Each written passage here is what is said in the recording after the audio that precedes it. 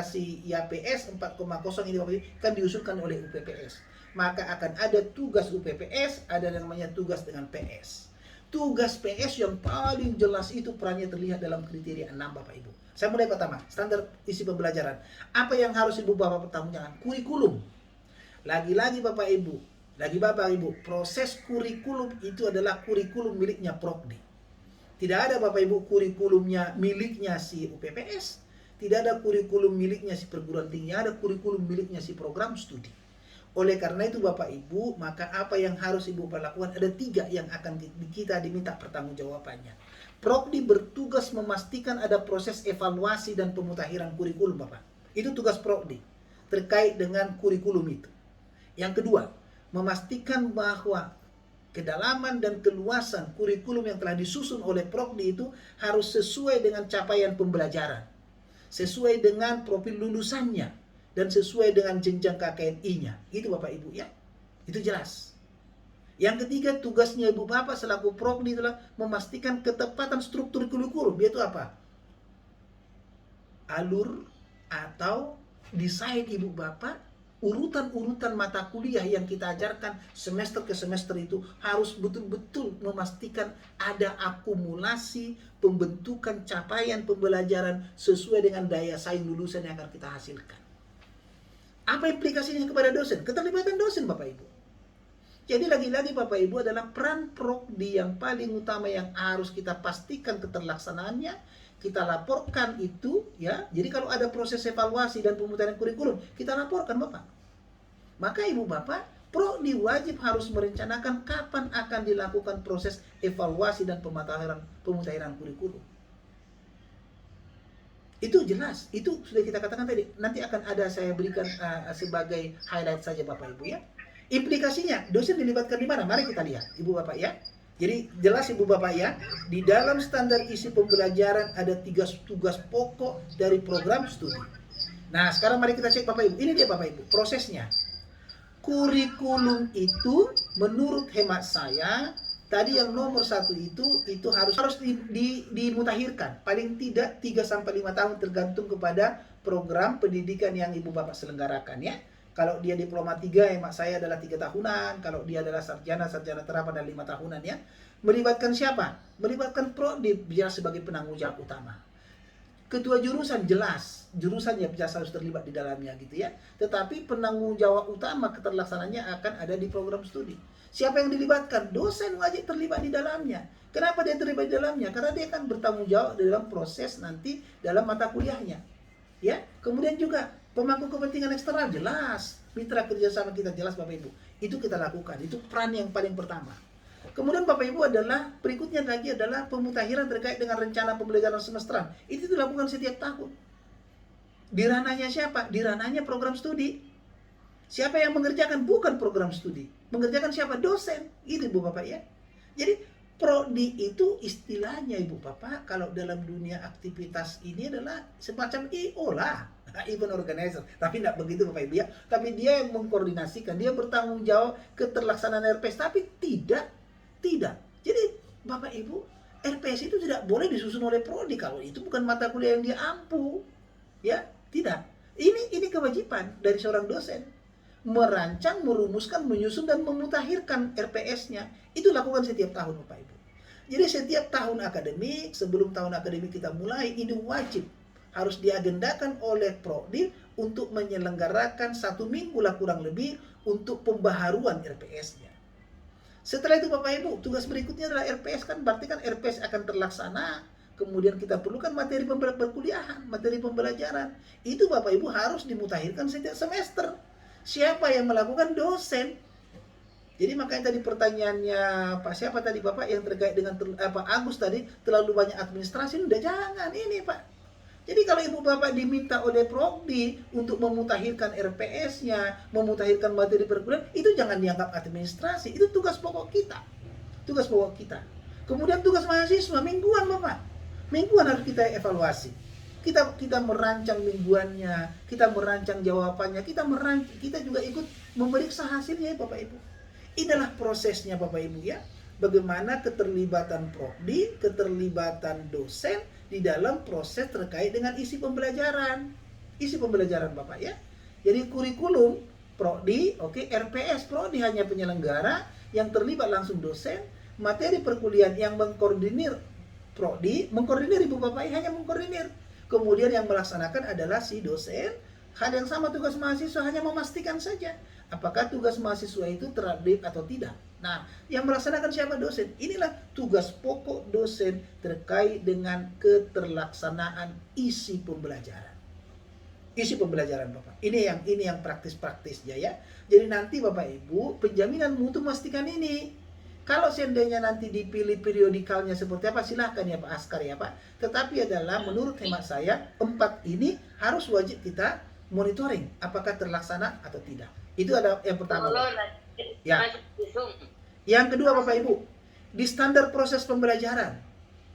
Nah, apakah ada tugas prodi? Ada.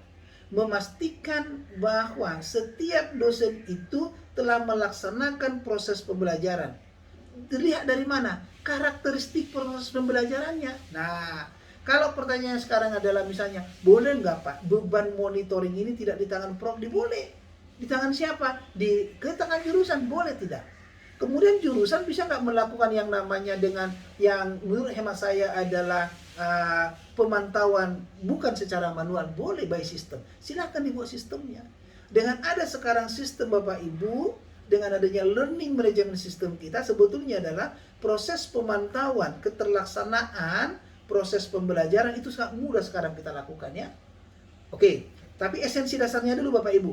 Peran prodi supaya nanti dia bisa bertanggung jawab ya terhadap keterlaksanaan standar proses pembelajaran itu, ini yang harus dia pantau Bapak. Apakah dosen ketika melaksanakan proses pembelajaran itu sudahkah melaksanakan sifatnya interaktif, holistik. Tentunya ini tergantung kepada hal-hal yang telah diatur di dalam RPS kita ya. Apakah pembelajaran kita sifatnya adalah tematika, apakah kolaboratif kan atau berpusat kepada mahasiswa. Yang mau saya sampaikan Bapak Ibu, tidaklah benar kalau semua karakteristik ini harus dipenuhi oleh satu mata kuliah, tidak sebetulnya Bapak Ibu ya. Oke. Apa implikasi dosennya ini Pak? Implikasi dosennya jelas, memahami betul nih karakteristik proses pembelajaran yang akan saya lakukan untuk mata kuliah saya itu apa misalnya. Kalau dikatakan adalah berpusat pada mahasiswa, jelas berarti ketika saya melaksanakan itu saya berpusat pada mahasiswa. Maka kita harus pastikan Bapak Ibu melaporkan nanti ke prodi bahwa saya sudah melakukan proses pembelajaran saya yang berpusat pada mahasiswa. Itu tugas pokok kita dalam standar proses pembelajaran. Nah, maka si prodi bertugas nih Bapak Ibu membuat laporan. Nah, menurut hemat saya adalah bisa dilakukan weekly report, bisa dilakukan dengan monthly report untuk memastikan nih. Kan sebetulnya gampang saja sebetulnya Bapak Ibu, hanya melaporkan saja ini adalah keterlaksanaan karakteristik proses pembelajaran. Jikalau Ibu Bapak merasa bahwa kita perlu kolaborasi dengan penjaminan mutu dilakukan. Kalau di tempat kami Bapak Ibu yang memantau Bapak Ibu adalah koordinasi antara Kaprodi dengan kepala lembaga penjaminan mutu Pak. Maka setiap minggu mereka harus melaporkan ini. Gitu Bapak. Dari standar proses pembelajaran mengenai karakteristik ya. Oke. Berikutnya Bapak Ibu. Nah, masih juga Bapak Ibu. Inilah semua hal-hal nanti Ibu Bapak yang akan Ibu Bapak jelaskan di LED ya. Di LED kita Bapak Ibu. Nah, ini namanya ini saya ambil dari hal-hal yang dijelaskan di LED itulah indikator kinerja utama. Indikator kinerja utama di kriteria mana? Kriteria 6 untuk yang ini. Kemudian standar proses pembelajaran, apa yang harus dikerjakan oleh prodi? Jelas Pak.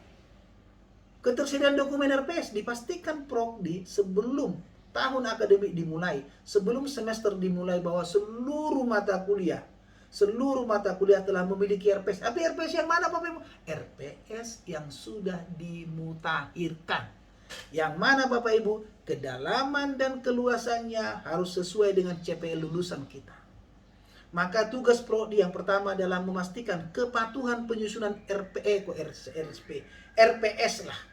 RSP jadi rumah sakit Pertamina deh. RPS Bapak ya. Itu apa?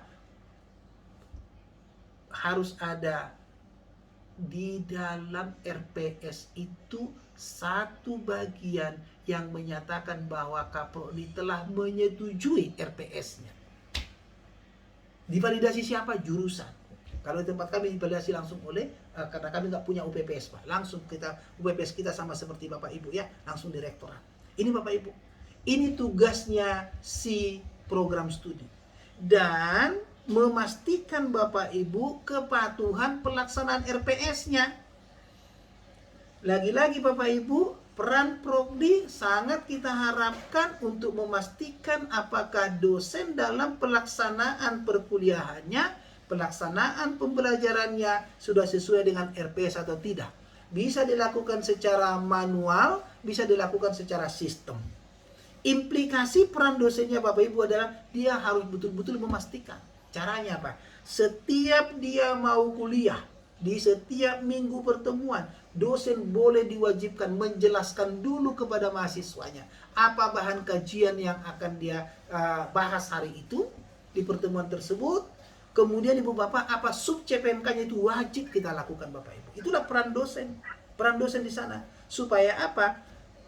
Terjaminlah kepatuhan dosen di dalam pelaksanaan perkuliahannya sesuai dengan RPS-nya atau tidak. Caranya Bapak Ibu, sederhana Bapak Ibu, kita tinggal membuat apa? Monitoring berita acara perkuliahan. Yang di dalamnya Bapak Ibu memuat bukan hanya tanggal perkuliahannya, bukan hanya perkuliahan dimulai jam berapa, diakhiri jam berapa, tapi juga harus menuliskan apa bahan kajiannya, kemudian harus diverifikasi. Siapa memverifikasi? Mahasiswanya. Mahasiswanya harus memverifikasi apakah betul dosen tersebut telah melaksanakan perkuliahannya sesuai dengan RPS-nya. Itulah tugas dosen. Dan prodilah yang bertanggung jawab nanti, atau bisa prodi bersama dengan jurusan, monggo lah nanti diatur Bapak ya, sesuai dengan apa tadi STOK-nya ya Bapak, monggo, nggak ada masalah ya. Oke. Itu peran prodi dalam standar proses berikutnya adalah lagi-lagi Bapak Ibu, itu memastikan adalah proses pembelajaran. Berarti apa yang terjadi Bapak Ibu? Kita harus memastikan bahwa Prodi itu wajib untuk memonitoring dan melakukan evaluasi pelaksanaan proses pembelajaran. Dilihat dari mana Bapak Ibu? Tadi karakteristiknya terpenuhi, perencanaannya jelas, proses belajarnya, beban belajar mahasiswa ini Bapak Ibu. Beban belajar mahasiswa. Itu artinya apa Bapak Ibu? Nah, dosen sebagai dosen wali atau PA wajib memastikan bahwa beban belajar mahasiswa itu sesuai dengan, kalau Ibu Bapak punya kebijakan sesuai dengan IPK-nya monggo, sesuai dengan IPS-nya monggo. Itu peran peran dosen di sana dalam hal perencanaan perkuliahan bagi mahasiswa. Dan si prodi harus memastikan nih, tugasnya dia apa? Memastikan bahwa penawaran dari mata kuliah yang ada di setiap semester sudah sesuai dengan dokumen kurikulumnya dan memastikan akumulasi keterpenuhan capaian pembelajaran lulusan kita. Oleh karena itu Ibu Bapak, tugas prodi di mana? Ini Bapak, evaluasi diagnostik atau evaluasi formatif. Ini tugas prodi. Berarti tugas proksi harus melakukan monitoring dan ditambah dengan kegiatan evaluasi. Itu tugasnya prodi Bapak. Maka tadi perlu nih pelaporan hasil dari monitoring tentang karakteristik pembelajaran, pelaporan tentang perencanaan. Jadi jelas-jelas Bapak Ibu ya. Jadi sampai di sini Bapak Ibu adalah raport yang pertama yang harus disediakan terkait dengan standar isi dan standar proses pembelajaran. Satu adalah raport dosen tentang kelengkapan RPS-nya. Yang kedua, raport dosen tentang keterlaksanaan proses belajarnya, proses perkuliahannya. Apakah sudah melakukan proses pembelajaran sesuai dengan beban SKS-nya atau tidak, sesuai dengan bahan kajiannya atau tidak, dan kepatuhannya dia terhadap RPS-nya. Itu adalah raport dia yang kedua Bapak Ibu. Ya, raport dia yang kedua.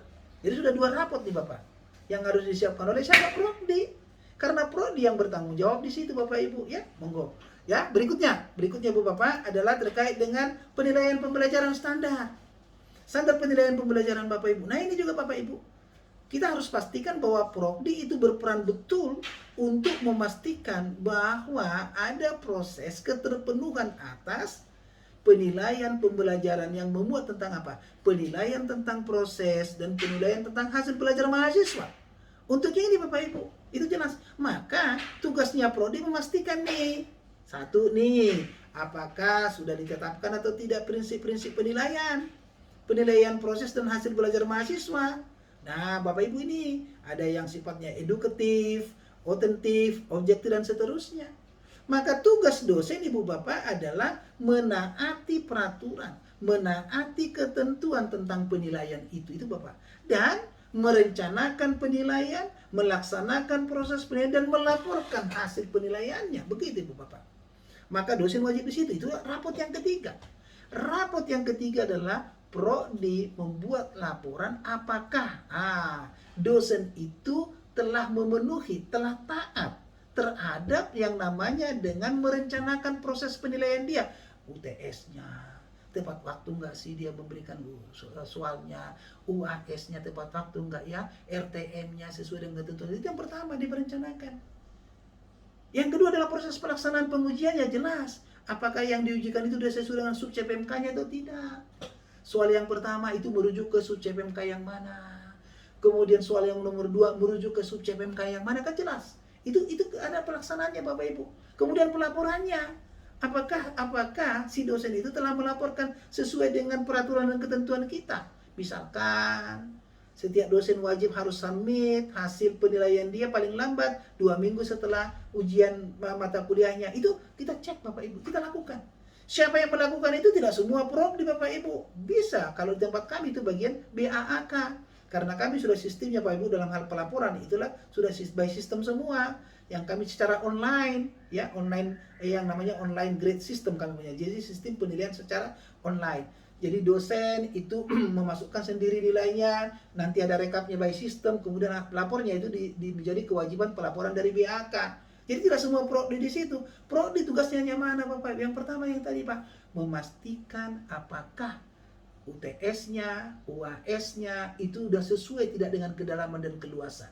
Soal ketepatan submit atas tugasnya, atas UTS-nya, atasnya bukan tugas prodi, itu tugas unit khusus yang kita bentuk, namanya unit pengendalian pelaksanaan ujian, gitu Bapak Ibu ya. Karena kan sistem ujian kita kan kalau boleh adalah ujian semua adalah betul-betul dilakukan terpusat ya supaya teratur gitu ya. Tapi tugasnya si prodi adalah memastikan apakah kedalaman dan keluasan setiap pertanyaan yang ditanyakan dalam UTS-nya, yang ditanyakan dalam UAS-nya, bahkan yang ditanyakan dalam tugas mahasiswanya sudah sesuai dengan RPS-nya atau tidak. Itu Bapak Ibu. Itu tugasnya.